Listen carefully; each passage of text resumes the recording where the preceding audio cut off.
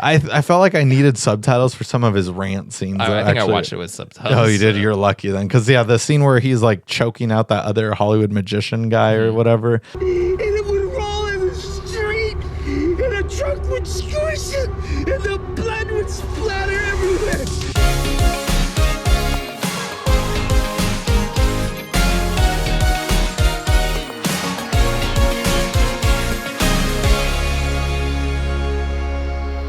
Drive-by movies you're watching. Fresh releases. This week we're talking The Fanatic, directed by Fred Durst.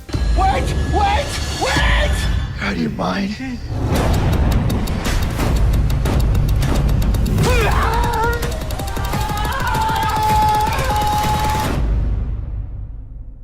So this is Fred Durst's first movie.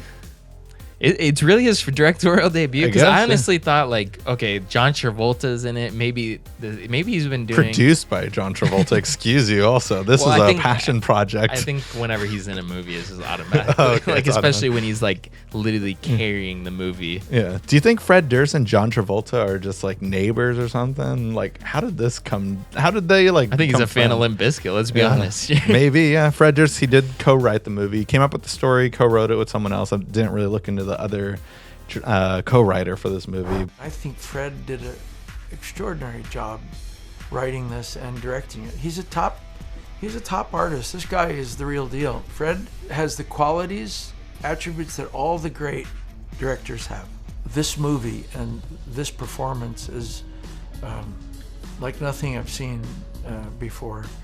So I just haven't read a script this interesting in years. How it came together, I would love to know. Fred Durst did make a documentary, I guess. It's like a mockumentary film. That was like his first like film, but it's a short film apparently. Because I am very fascinated with Fred Durst. There's a very amazing scene where our main actor in the movie, well, he's playing an actor, the horror actor guy, Devin Sawa, tells his son, like, oh yeah, this is my shit. This is Limp Bizkit's son, saying to his son in the car and stuff. Yeah. And I always found that, I was like, oh, wow, Fred Durst is so full of himself. But I like Fred Durst. I always found some Limp Bizkit songs to be like guilty pleasures, like Nookie. Come on, that song is a jam. We all like to break stuff too. But he actually came, I'm not going to say where I work, but came into my work. He was a really nice guy, but I don't know what Fred Durst really looks like currently. I remember the MTV music videos, the backwards hats and the beard goatee thing. But some guy with tattoos and wearing a Limp Bizkit hoodie came in, and I was like, casually, like, I was like, oh, cool, I dig your hoodie. And he was just very nice. He's like, oh, thank you, it's my band. Yeah. And I was like, cue the Blink meme, but yeah. Yeah, I think he thought you were like memeing on him. Yeah. I would imagine that's why I said it's my band. Like he probably thought you were like taking the piss because you knew it was Fred Durst. I wanted to. I mean, I wish. I just didn't think he no, I'm a tall dude, so I'm not saying he's short, but just like you always feel like band members have this huge aura, and the fact that I was like a lot taller. What kind of haircut does he have? Well, he was wearing a beanie. He was with his very beautiful wife. They bought a lot of stuff, and like he loved my staff too. I'm the manager, and he was just like, oh, I love the alternative vibe here and stuff. So I was stoked on it. Like I felt very like smitten, and like I was like, oh, sick, I just helped out Fred Durst. But yeah. But like he definitely thinks highly of himself. I actually have an experience with Fred Durst too. You do? Yeah. I was walking near UCLA, and there was an SUV that drove by blasting Nookie, like out the windows. All the windows were rolled down. It was like an Escalade with like all tinted windows, but all the windows were rolled down. I didn't look to see if it was Fred Durst, but I'm gonna assume it was. Yeah, you're gonna assume. Yeah. Who listens to Fred Durst? I mean, I would respect that though, because I mean, as a person who grew up listening to metalcore, I always hated when I'd hear singers like, oh, I honestly don't listen to metalcore, I'm more listen to R&B and stuff, like fucking Poser and stuff, and like so it's cool to hear like if that was Fred Durst, like right on, like at least you some music. He's this big. It's good to be your own fanatic in a way. Exactly. Yeah, based on it's an autobiography again compared to Last Black Man in San Francisco, our last fresh release. Yeah, this is an autobiography. Yeah. I'm assuming this happened to Fred Durst, but I mean, let's get back to the movie. It's so bad, and I know if you're watching this, you've seen many other videos probably on why this movie's so bad. A lot of YouTubers out there have already covered this movie. We're late to the game. It's the new worst movie ever made and stuff. I don't think it was as bad though. Like in the beginning, the first 10-15 minutes, I'm like, oh, this could be really good when he's like riding his moped. The first scene, there's the script. I think really for me is like the filmmaking is not that bad. It's the script is so horrible, and it's just there's so many choices that they made where you're just like, it would have been easier to make another choice that wasn't bad. Like it's almost like they were trying to make bad choices. Right. It's a very well done film. I felt like I love this soundtrack and I love the score too. Like not like, I mean, of course Limp Bizkit is played, but like there's other song choices that I really dug, and then the score I thought was really well done. Cinematography is beautiful. There's all the right parts are there. I felt like just wasn't put together properly. And yeah, I don't understand the motive of like pretty much every character in this movie. I don't understand how he has a friend who knows like everything that they're doing. And like, why is she friends with this guy too? Yeah, it doesn't make sense. Yeah, and there's like so many weird choices, but I just was mesmerized by how amazingly like bad the choices were, and I was just so entertained the whole time. Like I know you like, it sounds like you really did not like it, but I actually thoroughly enjoyed it. There's so many people out there that hate it that I'm just like playing a role of like everyone else that hates the movie. But I just there were parts that did it for me. It wasn't the worst thing I've seen like ever. I'm not like I know people out there like this is the worst movie ever. It's like dude, I've seen some bad movies. We have a show where we've had 50 episodes and they're all the worst movies ever. This could have been on there, but this is on fresh releases. And I mean, it's out of place. We watched a lot of good movies so far on fresh releases. It reminds me of like when we watched Gotti for Direct to Dumpster. Actually, like it's definitely not like the worst movie ever made and stuff. And just like it's easily forgettable. There's going to be another new one here in 2020 where like this is the worst movie ever made. It happens every year and stuff. Is this going to get midnight releases, sold out audiences? I don't think so. No. But I just thought it was like so bad but like so much fun though in a way where I was just like, how did they come up with like him being a weird cop and stuff? Like why like why in Hollywood Boulevard are you dressed as like a London they cop? Didn't have the rights, but you could still have done something that you didn't have the rights to. I feel like the cop didn't make any sense, and then his portrayal of like this cop doesn't even like he could have been the zombie from Night of the Living Dead. He loves saying they're coming to get you, Barbara. Like why wasn't he Johnny? That makes sense. Yeah, that should have been it. He should have just been Johnny. And that makes, and it's it's free. Yeah.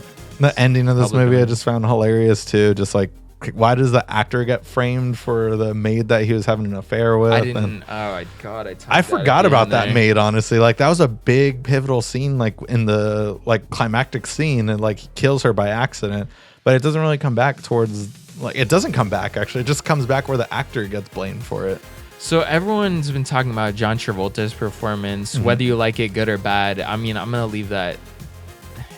I think there's aspects where it's good. I think there's aspects where it's bad. I think that the editing I don't know what happened in the editing room. Yeah. I would love to know, but I would not love to know. I don't know. But I want to talk about somebody that no one saw. Devin Sawa. What do you think about his portrayal of this character, Hunter Dunbar?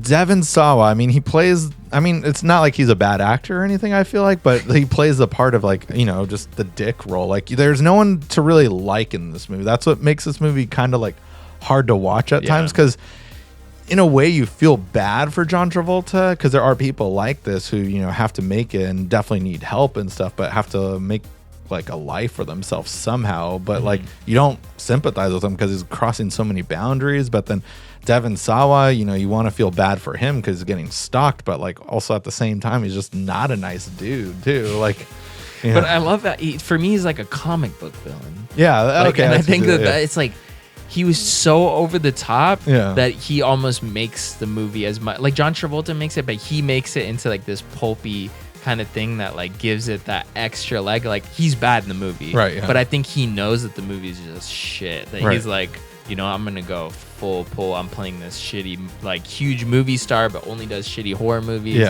Like there's some lines that I love that John Travolta get, like Ghost Train, it was so bad. Like he's like complaining that he in the beginning of the movie he's like, I love Ghost Train, and then like later on he's like freaking hates Ghost Train. I felt like I needed subtitles for some of his rant scenes. I think I watched it with subtitles. Oh, you did? You're lucky then, because the scene where he's like choking out that other Hollywood magician guy or whatever. And it would roll in the street, and a truck would squish it, and the blood would splatter everywhere. Like I was cracking up at like how like so intense that he scene got. doesn't but- make sense. Like Yeah. that was, or maybe the scene before, Yeah. he's like that Hollywood magician when he makes fun of him in the bathroom. Yeah. He's still with the guy that he wanted John Travolta to take over with. That scene was supposed to be like 2 scenes before Oh, that. okay. Oh, Because huh. remember he fires the guy like that night. Oh, and that then scene he was was supposed to be even before that. Oh, I didn't think of that. Because why actually. would he be then with him after he fired him? And then the next scene, he's like, Travolta, like he's talking to Travolta, like, I need you, Moose, to like, you know, be Yeah. working with me. It's like literally the scene before you had the guy that was still with you that you I fired the see. first night. Interesting. I need to like. I almost want to rewatch it just to double check on that. That stuff, was the but part that took me out. Was like, oh, the editing's so bad here. Yeah. Like, why did they go back 2 scenes? It doesn't even Yeah. make sense. Must not have noticed. I mean, I was heavily drinking while watching this movie. The way you Should've should have. been, yeah. You should be watching. I was this on an movie. airplane, so I was heavily nauseated. watching this What a movie. great airplane watch, honestly. Just thinking about everyone else watching me watch the movie. Yeah. Because airplanes, I love looking at the screens in front of me, even though I have no sound. I'm just like, I think what's everyone watching over does. there? Yeah, I'm always just like, what did they choose? Because there's so many options on airplanes now, and your option was the Fanatic. Yeah. I had my iPad and I downloaded it beforehand. Yeah. F that Amazon affiliate link. Yeah, just fly on your local airline and watch the Fanatic. Yeah. Anyways, guys, I mean, check it out if you want to see what everyone's talking about. Mm-hmm. I mean, I think it's at least worth, like, you're going to laugh. Yeah. Maybe this will be your favorite movie. I can see some people thinking it's actually genuinely good. It's not, but I just found it a good time. It's the proper amount of bad for me to actually have so much fun with it. So I enjoyed it. I say go check it out. Yeah. Yeah, definitely. And the Amazon affiliate link is down below, guys. If you want to support the show, that's the best way to. After doing that, be sure to leave a comment and let us know what you thought about the Fanatic. And if you haven't already, please subscribe and hit that notification bell to get all our latest updates. That's going to be it for fresh releases this week. Tune in next week for another new video.